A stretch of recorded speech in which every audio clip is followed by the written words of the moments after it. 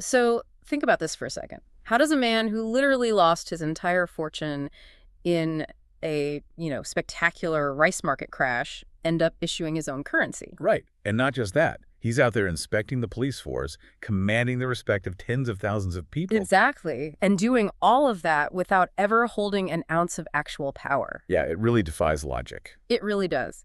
So today we are jumping into this deep dive on the deeply strange and honestly profoundly moving reality of Joshua Norton. We're pulling from the historical account, The Emperor of a Thousand Hearts, to explore this paradox that kind of defies everything we are taught about how society works. Because, you'd think you need wealth or an army or at least some kind of political office to command a metropolis, right? Right. But Norton's story proves that assumption entirely wrong. We are looking at how a man who lost absolutely everything managed to gain a kingdom simply through the reality-bending power of collective belief. It is such an incredible piece of history to examine. And right at the outset, the Emperor of a Thousand Hearts frames this with this brilliant philosophical concept. They point out that while some cities are built with steel and stone, others are built with stories. Oh, I really love that. Yeah, it sets the stage perfectly. Right. Because we aren't just looking at a standard biography of some 19th century eccentric here. This deep dive is really a sociological exploration into how a ruthless, hyper-competitive boomtown collectively decided to embrace imagination over harsh reality. Okay, so to really understand how bizarre his reign as emperor was, we have to look at who he was before. Right, because Joshua Norton wasn't always just a guy wandering the streets in a plumed hat. Far from it. When he arrived in San Francisco in 1849, during the California Gold Rush, he was a highly respected, sharp, and incredibly ambitious businessman. He was a titan of the merchant class. Yeah, he brought $40,000 with him, which, by the way, was a massive fortune back then, and he multiplied it. He built real wealth in real estate and trade, but then, comes the fall. And it is a steep fall. It completely wipes him out. He makes this massive, highly leveraged gamble to corner the rice market, and it goes catastrophically wrong. Let's actually break down what cornering the market meant in the 1850s. Yeah. Because the mechanics of this crash are what set up his entire psychological shift later on. Right, the context is important. So at the time, China was facing a severe famine, which completely halted rice exports to the United States. And San Francisco relied heavily on that rice. They were desperate for it. Exactly. So Norton gets word that a single ship returning from Peru is sitting in the harbor with 200,000 pounds of rice on board. He sees an opportunity to create a total monopoly.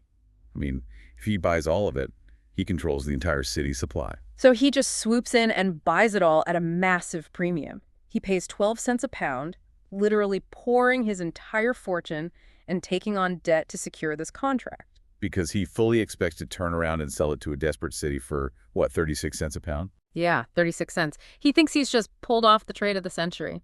Okay, let's unpack this for a second. It's basically the ultimate 1850s boom-to-bust story, like a high-flying tech startup crashing to zero overnight. That is a perfect analogy, because he falls victim to a true black swan event. Just days after he signs the contracts and locks up all his money, several other massive ships sail right into San Francisco Bay. Oh, no. Yeah, and they're also packed to the brim with Peruvian rice. Norton didn't have a monopoly at all. So the market is just instantly flooded with supply? Exactly. And the price of rice plummets from 12 cents down to just 3 cents a pound. Wow. It's a total wipeout. The market collapses on him, he breaches his contracts, and the ensuing lawsuits drag on for years, just bleeding him completely dry. The courts eventually, they foreclose on all his real estate. Overnight, this absolute titan of industry is reduced to zero. What's fascinating here is the psychological weight of that public failure. Yeah. In a situation of total financial and social collapse, the standard human response is retreat. Right, you just hide. Most people in Norton's shoes would have disappeared into quiet shame. They would have moved back east, changed their names, and just faded into the background. Because shame is an isolating emotion. It demands that you hide. Yeah, think about how terrifying it is to fail publicly today. Now imagine doing it in 1850s San Francisco, a city literally built on the idea of striking it rich. Exactly. You have all these newly minted millionaires walking around, and you are the guy who spectacularly lost everything. But retreating into the shadows requires accepting the reality of your failure. And the source emphasizes that Norton simply refused to do that. He entirely rejected the premise of his ruin. which sets up one of the most audacious pivots in history.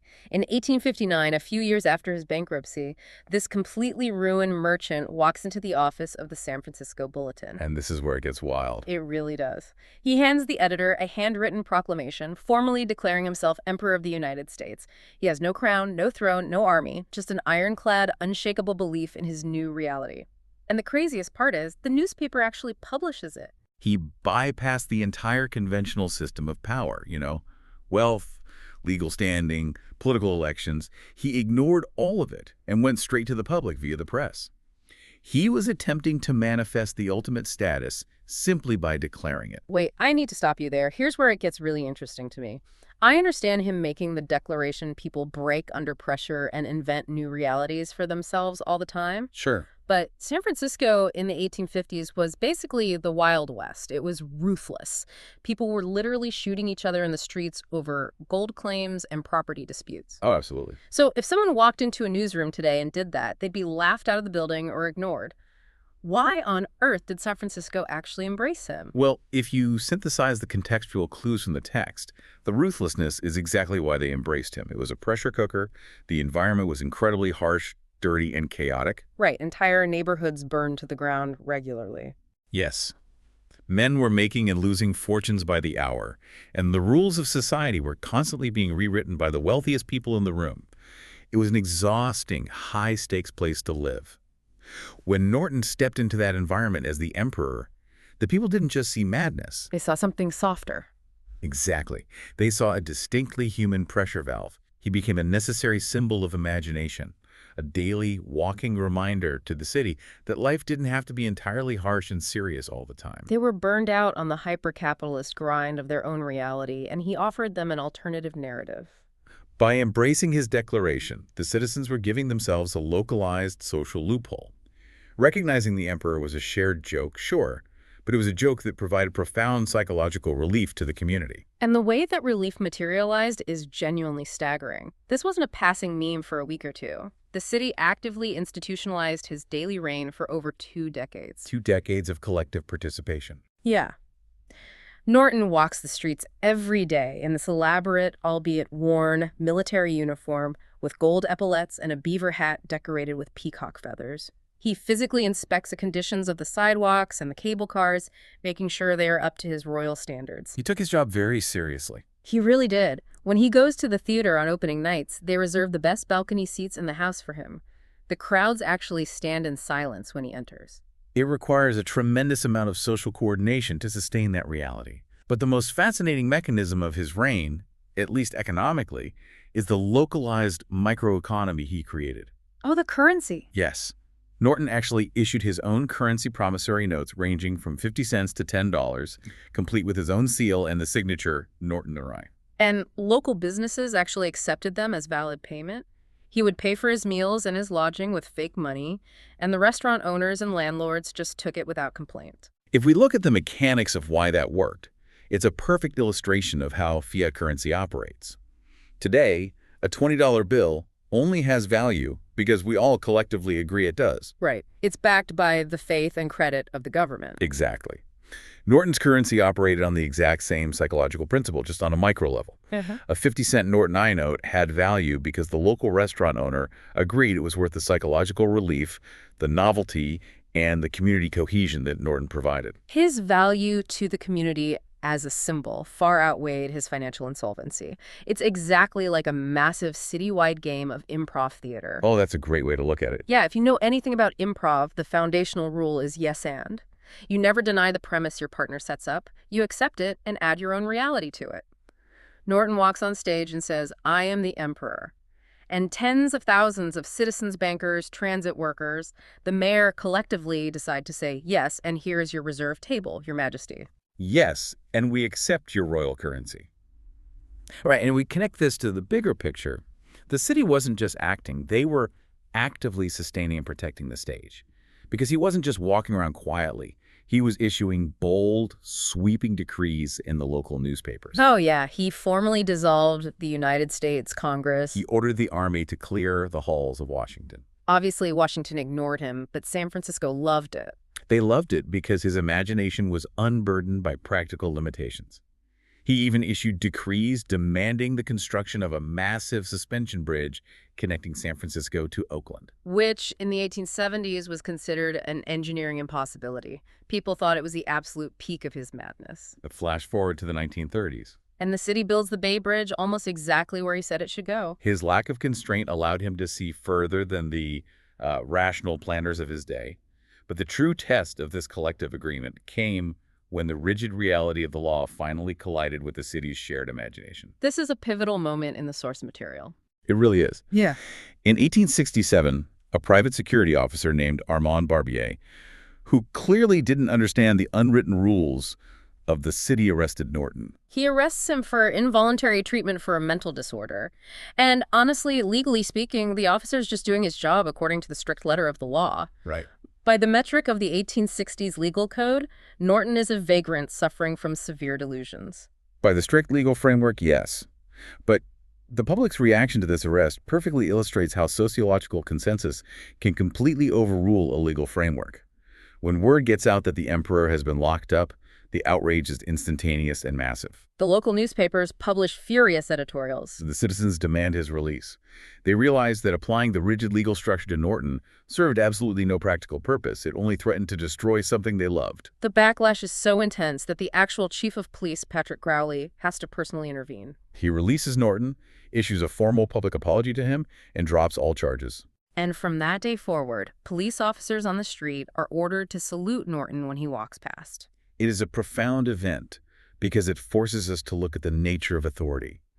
I mean, authority is traditionally derived from coercion, violence, or the control of resources. Norton had absolutely none of those things. None. His authority was derived entirely from consensus and affection. The city recognized that locking him up in an asylum would mean locking up their own shared sense of joy. The text really emphasizes this. It wasn't law that gave Norton power, it was love. The community created a localized social exception. They protected him because he belonged to them and they belonged to the world he had created. But even emperors are mortal. Right. Which brings us to the inevitable end of the story. Years passed. In January of 1880, it's raining in San Francisco. Norton is heading to a lecture at the Academy of Sciences. He's older now, his uniform is deeply frayed, his steps are slow. And then the unthinkable happens. He collapses on a street corner, and before a carriage can even get him to the hospital, he dies. And the reaction to his death is what elevates this from a quirky local legend to something truly profound. The contrast of that day is striking. San Francisco, a city defined entirely by its relentless noise, its commerce, and its forward momentum, comes to a complete halt. The next morning, the headline in the San Francisco Chronicle simply reads, "Le roi est mort," the king is dead. And then, tens of thousands of people show up for his funeral. The procession is over 2 miles long. Shops close their doors, businesses board up their windows, and people lose a full day's wages just to stand on the muddy streets and watch his casket go by. People from every class, wealthy bankers, dock workers, immigrants, all standing together in silence. So what does this all mean? When tens of thousands of people close up shop and line the streets for a funeral out of genuine grief, not curiosity, what exactly are they mourning? They know he wasn't really the emperor of the United States. Well, the source materials thesis brings it home perfectly. They weren't mourning a head of state. They were mourning the vessel of their own shared imagination. They were mourning a man to whom they'd given a place in their story. Yes, they were honoring the invisible agreement they had all made with each other for 21 years. Norton didn't need a physical crown because the people had given him something vastly more powerful and enduring. They gave him belief. Wow. By grieving for him, they were mourning the loss of a space they had carved out for magic in a very difficult world. It's as if they were grieving the best, most compassionate parts of themselves. And, the reason the story still resonates so deeply over a century later is because it taps into a fundamental human desire. Because deep down, everyone wonders what it would feel like to be believed in like that. Absolutely. To look at a harsh, unyielding society and say, this is who I am, and have the world not laugh, but say, yes, we see you. Norton achieved the ultimate version of that validation. His life demonstrates that reality isn't always the fixed, concrete thing we assume it to be. The steel and stone of the city are real, but so are the stories. If you believe hard enough, the world might just play along. Reality is, in large part, a consensus. And for 2 decades, the consensus in San Francisco was that they had an emperor. We've covered incredible ground today. From the mechanics of a devastating rice market crash to the psychology of fiat currency to a 2-mile-long funeral procession for a man with no money. This deep dive proves that the realities we live in, whether it's the value of a dollar bill or the authority of a uniform, rely entirely on our shared agreement. Joshua Norton hacked that system using nothing but an ironclad imagination and an absolute refusal to accept shame. Which leaves us with a final thought to consider. We've seen how an entire bustling metropolis could collectively agree to treat a bankrupt merchant as a regal emperor, simply out of affection and shared imagination.